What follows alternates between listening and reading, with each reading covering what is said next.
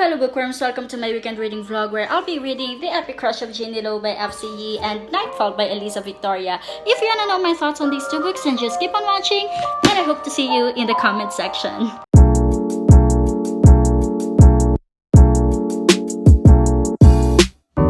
Oh, hi. I didn't see you there. Today is a Saturday and welcome to another reading vlog. But first, let's have some pizza.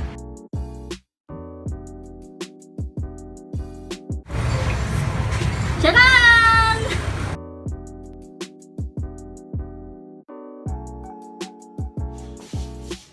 Hey guys, I want to show you the books that I will be reading for this weekend, starting off with The Epic Crush of Genie by Yee, which I already started a couple of days ago, and I am already on page 184, chapter 26.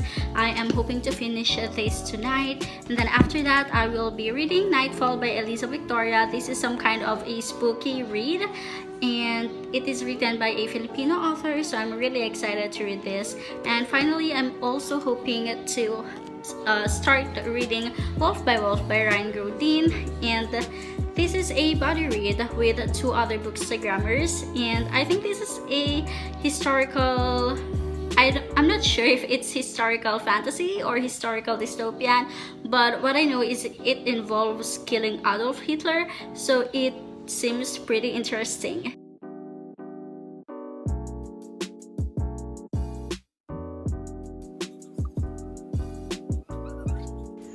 I only have 54 pages left here in The Epic Crush of Genie, and I just cannot wait to finally finish reading it because I am already getting bored of the author's writing style, and it's really disappointing for me. And while I'm finishing this one, I will have my cup of hot chocolate here.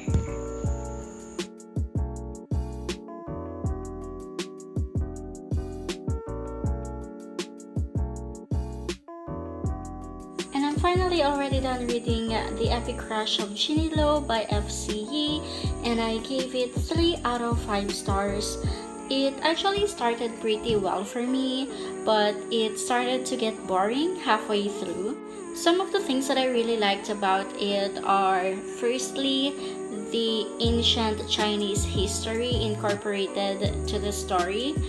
And I also liked the appropriate cultural representation of Asians and the unique aspect of bringing an ancient Chinese god into the modern world. Sun is my favorite hero to use in Mobile Legends. That's why this is a really interesting story for me. I just think that the writing style could be more engaging and the plot could have been more hooking, and I think this has a sequel, so I don't know yet if I will give that a chance.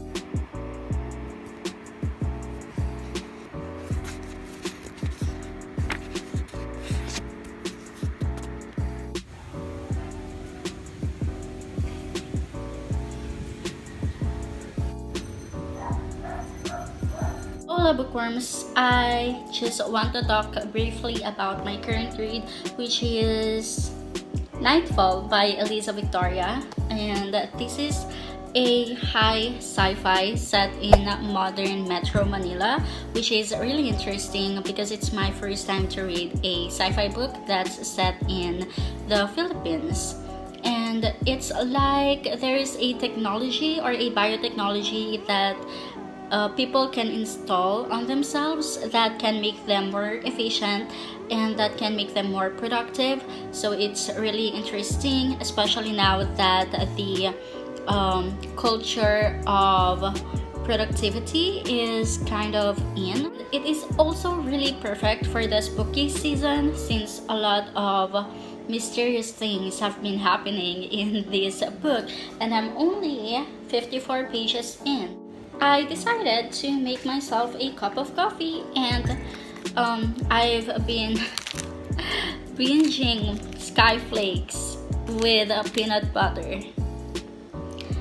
It's a perfect match, peanut butter and coffee.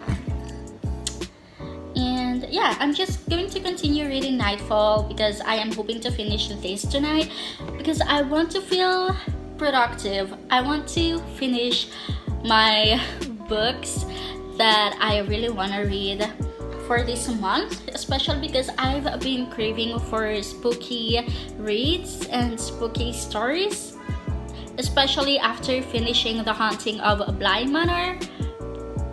Guys, if you haven't watched The Haunting of Bly Manor yet, you're totally missing out on life, dear. Please go ahead and watch The Haunting of Bly Manor. The storytelling, the cinematography, everything is just perfect. But please don't compare it to The Haunting of Hill House, okay? Okay.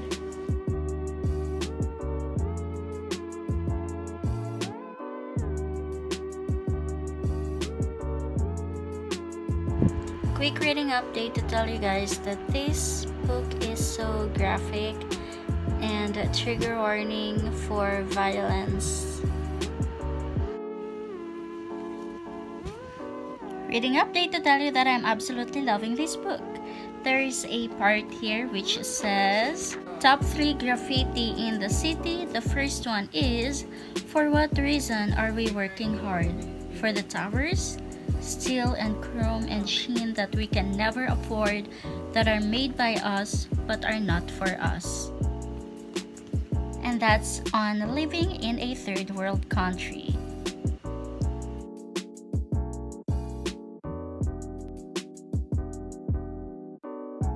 And I finally finished reading Nightfall by Eliza Victoria. This is such a great read.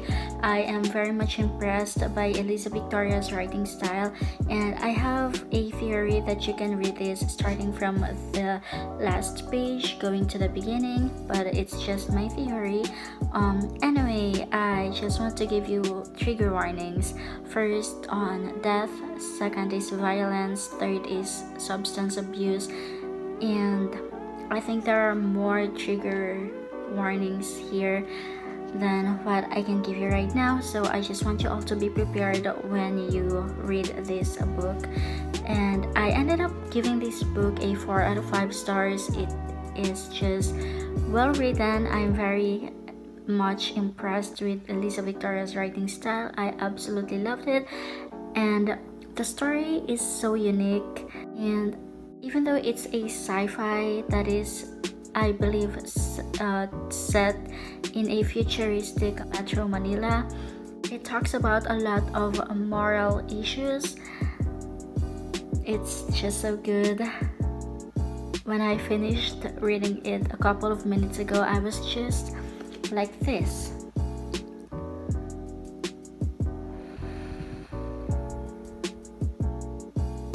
And that's how this book got me feeling when I finished reading it.